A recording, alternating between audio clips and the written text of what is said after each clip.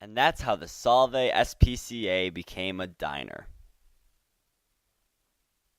GS.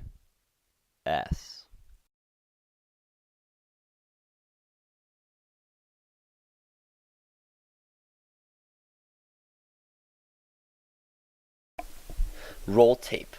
I say I try to escape, but there's 100 different prison guards, each with their own key, trying to lock up, lock down, because they don't like what they see.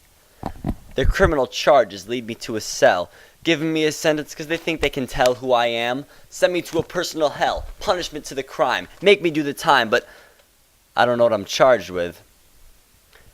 And they know less than I do, because there are greater forces at work here. I'm talking about the prison. This stomach-turning, time-burning, call-it-learning, infested, detested, standardized, tested kind of a hellhole, death toll, on patrol, no soul, invention of attention, detention. You can see the tension. As if the whole structure will collapse without this structure. I call it high school. And you can call me cliche, but there isn't a way for me to sit down, shut up, and put up with their trumped-up, pumped-up image of me, so, to sum up. Fact.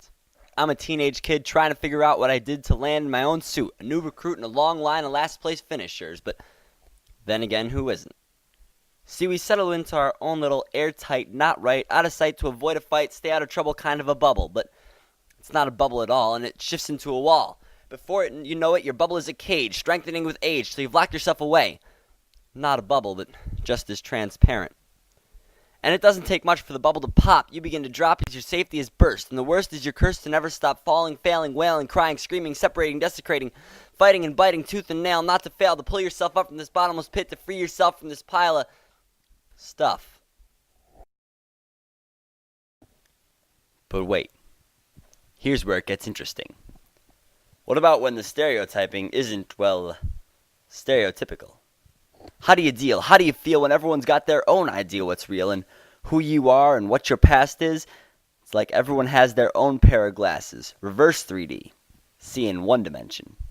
You get a label and you're not able to separate the fact from the fable. In one man's eyes, you are a jock, brainless, painless, pick a fight, spend one night, but it's all right, 'cause you scored a touchdown last Friday. But ask a jock of your own kind, and you would be surprised to find they think that's wrong. You don't belong, or that's how they see through their glasses. New prescription. Fit the description of another click. Ironic, because you don't click, and you can even trick yourself into thinking that's your location, your vocation, where you're called to be eternally stationary, sedentary. Man, it's scary to think that you just locked into a 4-year contract, no contact with anyone who's not in that sight line. Better luck in college. But you'd sign anyway. Because at least you'd know you had a team. Too bad it's not a choice. And your voice is silenced by their stare. You don't belong there, and sure, it's not fair, but they don't care. They judge you silently, and sometimes not so silently. Shut up, you suck, get out, just go. It spells out, hey, you should know that you're not wanted, because you're not like us. So I see. Their eyes are clouded, shrouded in a mist, and you've missed out. And it doesn't take long for you to find out. No one takes the time to think about their vision, and maybe they should get that eye test at best, or at least maybe clean up their glasses, but time passes, and in your classes, in the hall, well, you're not a part of the group at all. Judgment's been passed, but no prison will take you. You'd think this would be liberating, celebrating, free to live how I want to be, no one can tie me down because I'm an individual, no residual regrets, but through my eyes, that's not the visual. Because why live as yourself if it also means by yourself, tucked away on a dusty shelf, checked out a little by each group, but chosen by none, like a library. And on the contrary, that's not popularity, that's solidarity. Solitary confinement, refinement, come back when you're reformed, or reformed. And isn't there a difference?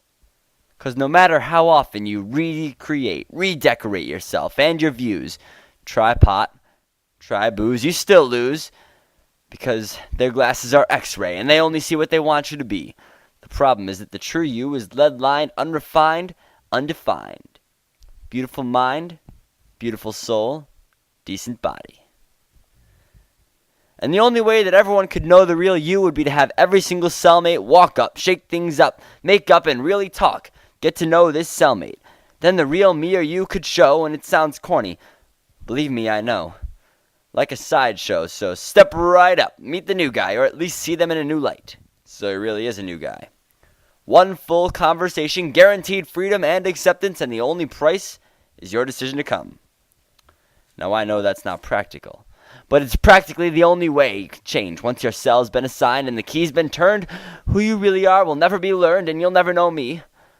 It's like I wear a sign that says, "Hello, my name is whatever you judge me to be. How may I help you?" And it's an easy presumption, but don't make that assumption, because when you assume, you make an ass out of you and me. But mostly you. Thing is, when you've been in prison enough, your own vision becomes distorted, contorted, unsupported by who you thought you were before conviction. But with conviction, everyone can see things more clearly. Just take another look. Or at least maybe get new glasses.